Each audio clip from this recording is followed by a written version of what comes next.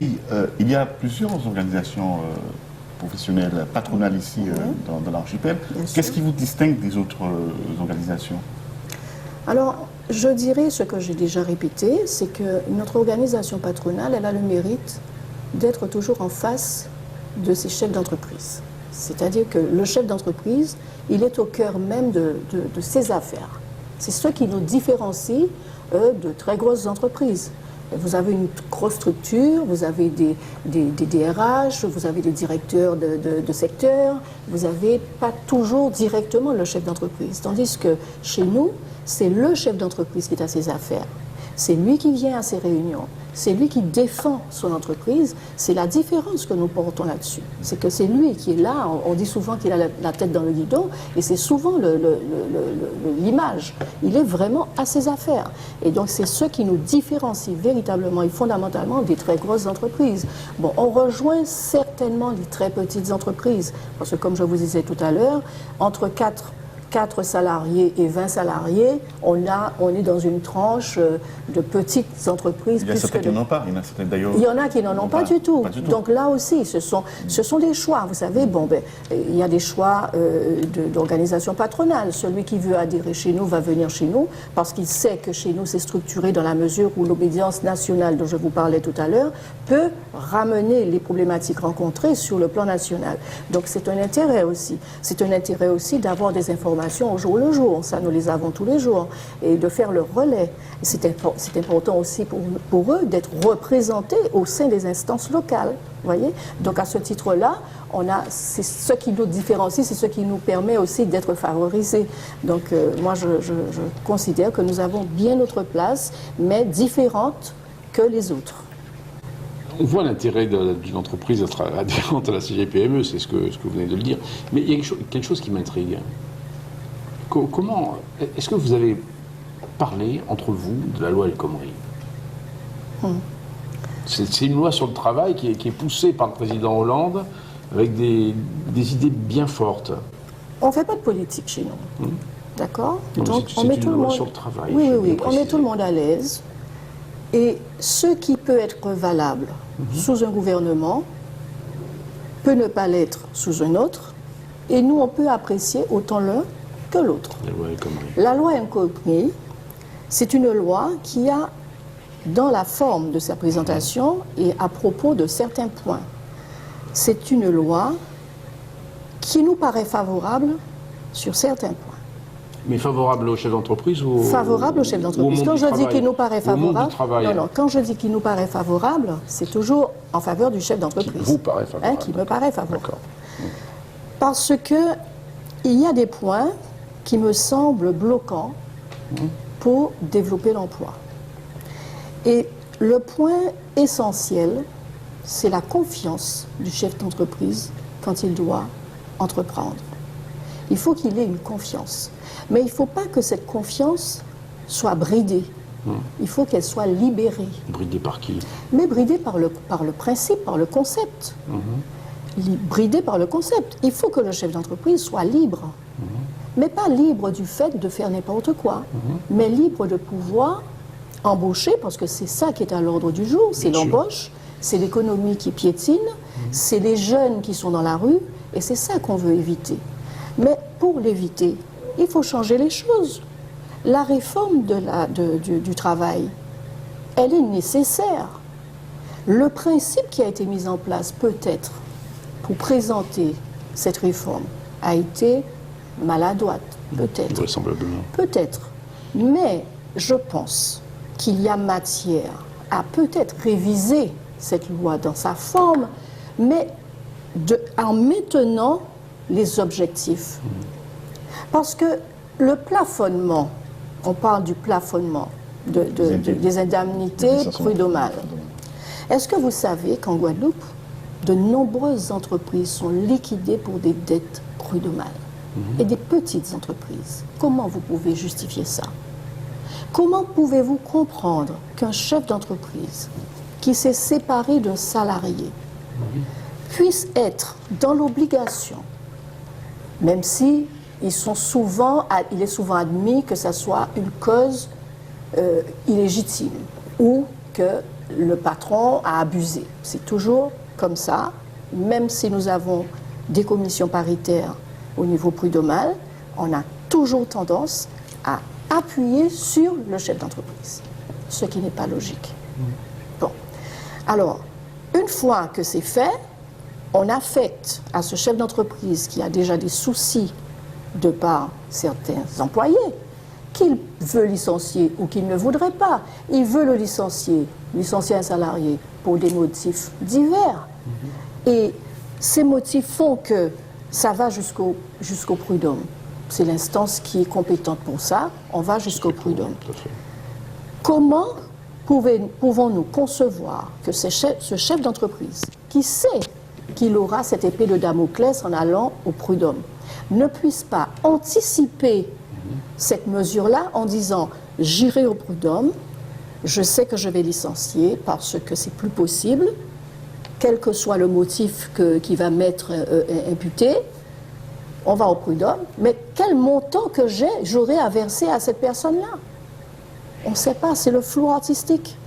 Donc vous vous retrouvez avec des jugements qui sont des jugements, mais excessifs, pour payer du personnel qui, quelquefois, je ne dis pas souvent, a cherché à être licencié. Parce que vous savez que là aussi, on parle souvent des patrons qui licencient à tout bout de champ, à tout va, et qui ont à payer des dédommagements ou des mesures des droits. D'accord. Mais est-ce que vous savez que certains salariés font en sorte de se faire licencier pour obtenir justement ce préjudice-là? Est-ce que vous savez ça?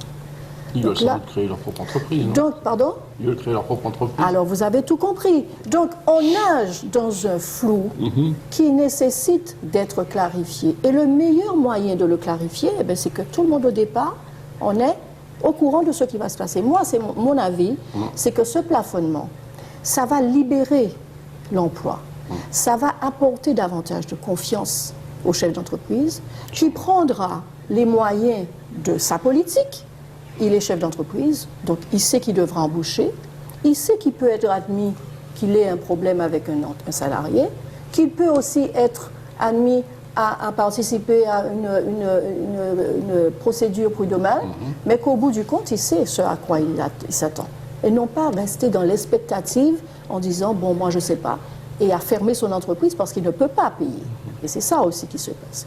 Donc moi, sur ce point-là de la loi Khomri, je pense que c'est un point qu'il faut maintenir. Maintenant, sur le licenciement économique, parce que là aussi, il y a un problème sur le licenciement économique. Les syndicats sont montés au créneau en disant qu'est-ce que c'est que cette histoire du licenciement économique, etc. Mais un licenciement économique, c'est quoi? C'est un licenciement parce que la situation de l'entreprise va mal. Donc si la situation va mal, comment vous allez garder un salarié alors que ça ne va pas? Donc il faut prendre des mesures. On dit qu'un bon gestionnaire doit prévenir, doit anticiper. Il ne faut pas qu'il attende qu'il arrive au bout du gouffre pour trouver les moyens. Donc il faut qu'il prévienne. Donc en prévenant, il sait que son affaire, depuis trois trimestres, est en baisse de trésorerie, les recettes n'arrivent pas. Pourquoi il ne licencierait pas? Pour des raisons économiques. Ça, c'est un bon point. Je crois que, je ne sais pas s'ils sont revenus dessus, mais ça me paraît logique. On parlait de chômage. Pour vous, qu'est-ce qu'il faudrait faire en Guadeloupe pour faire baisser le chômage? Faire comprendre aux jeunes, qui sont particulièrement des jeunes déjà formés, parce qu'il y en a beaucoup sur le marché du travail qui sont formés et qui voudraient travailler, mais leur faire comprendre qu'il n'y a pas de honte à commencer à débuter un travail quand on leur propose par exemple un SMIC. Vous êtes sur le marché du travail. Vous trouvez une entreprise qui vous dit bon, moi, je vous embauche, je ne vous connais pas, vous m'avez donné un CV avec toutes vos compétences, j'en prends acte, je veux essayer vos compétences. Je vous propose le SMIC. Et le jeune n'accepte pas. Il vous dit que non, qu'il a fait des études, qu'il a suffisamment travaillé, ce que je peux comprendre, c'est normal. Mais un jeune qui est sur le marché du travail, qui vit le plus souvent chez les parents, qui a envie de se mettre un petit peu à l'étrier, quel mal qu'il y a à commencer à travailler dans une entreprise, même si c'est une grosse entreprise, au SMIC. Qu'est-ce que ça change? Ça, c'est une première action, donc c'est plutôt de la Donc, formation. c'est la formation, de faire comprendre aux jeunes qu'il doit se vendre, il doit se prouver, il doit montrer ses compétences au chef d'entreprise. Et moi, je vous assure que le chef d'entreprise qui aura cerné le côté fructueux, le côté positif de ce jeune, ne voudra pas le faire partir.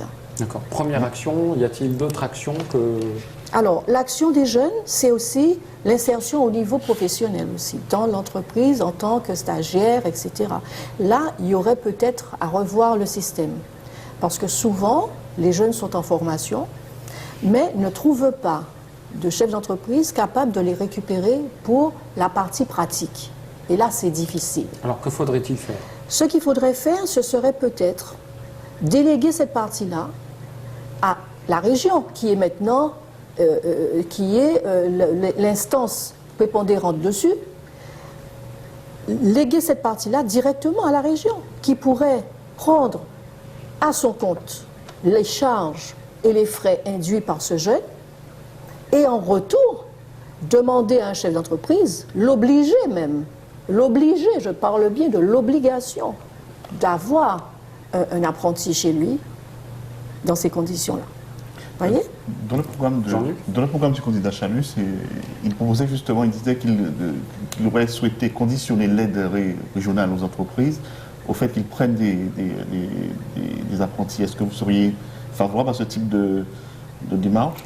Mais moi, j'irais plus loin. Je dirais que moi, je pense que c'est même pas nécessaire d'avoir d'aide. Il faudrait substituer carrément. Substituer cette partie de financement du jeune au profit de la région ou de l'instance qui est concernée. Le chef d'entreprise, il se dégage de tout ce qui est charge, de tout ce qui est salaire. Il est là pour apprendre aux jeunes les moyens de ses connaissances dans l'entreprise. Ce serait la meilleure des choses. Et la région prend en charge justement tous les frais et autres. Voilà, la région prend en charge tous les frais et le jeune, il est dans l'entreprise. Mais c'est un principe donnant-donnant.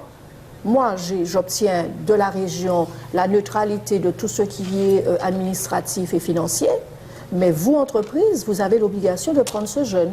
Alors, quitte à trouver, parce que là, c'est une obligation, donc il faut trouver aussi des textes qui puissent allier. Là encore, je parlais récemment avec le président de la Chambre de métier, Joël Lobo, qui me disait que ce qui dérange souvent les chefs de petites entreprises pour prendre un stagiaire, c'est que le stagiaire vient parfois de loin. Il a difficulté à se payer son transport. Est-ce que ce transport, justement, ne pourrait pas être pris en charge par la région, reprenons encore par les entreprises? Moi je dis par la région, parce que les entreprises, je crois qu'on leur met pas mal de choses dessus déjà. Qu'est-ce que vous en pensez?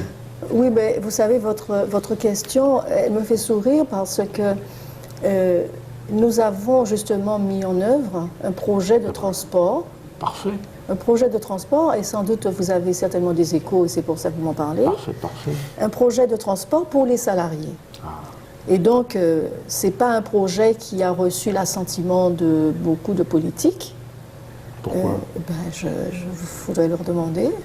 Mais dites-nous en plus, voilà, oui, c'est ça, ce projet, ça c'est très intéressant. Le projet veut qu'on puisse permettre le transport des salariés, et je parle bien des salariés, parce qu'on considère que le problème des embouteillages que nous rencontrons au quotidien sont un frein pour l'économie du pays. Bien sûr.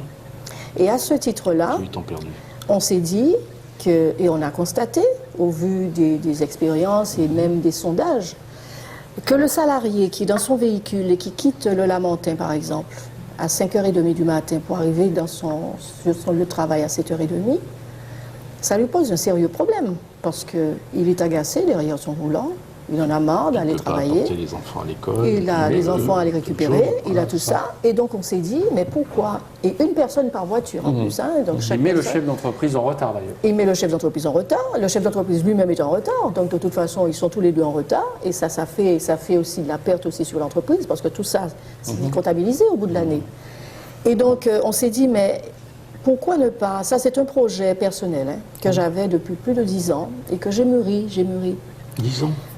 Oui, ça fait 10 ans que j'avais mûri cette idée et que ça reposait là. Et que oui, mais vous savez, on n'est pas capable, nous, de mettre en œuvre un projet comme ça s'il n'y a pas l'assentiment des politiques derrière, de toute façon. Et donc, ce projet consisterait à récupérer ces salariés dans des points stratégiques qui seraient alimentés par les transports qui viendraient les récupérer. Leur voiture serait à cet endroit-là et le transport les prendrait pour les emmener sur leur lieu de travail. Et ça, c'est un projet majestueux parce que c'est un projet qui non seulement faciliterait le trafic routier, mais qui en plus permettrait aux salariés d'avoir cette espèce d'émulation entre salariés eux-mêmes. Donc on redécouvre un petit peu le savoir-vivre ensemble, on redécouvre un petit peu l'entreprise à travers les discussions qu'on va avoir avec son compagnon qu'on a l'habitude d'avoir à côté de soi dans le véhicule. Et en même temps, ça permet une certaine libéralisation du chef d'entreprise par rapport à ses obligations. Et puis en plus, on se rend compte que le salarié il est beaucoup plus détendu quand il arrive dans son travail et qu'il est déposé par une entreprise, le véhicule de l'entreprise. Je ne parle pas des transports en commun, je vais parler du véhicule de l'entreprise.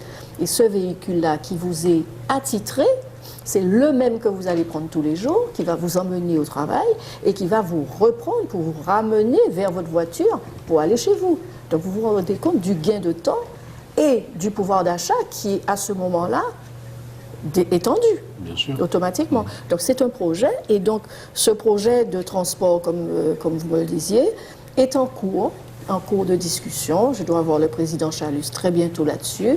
Je ne sais pas quel accueil il va me donner dessus, mais j'en ai déjà parlé à beaucoup d'autres dirigeants qui, eux, voient ça de façon très, très positive.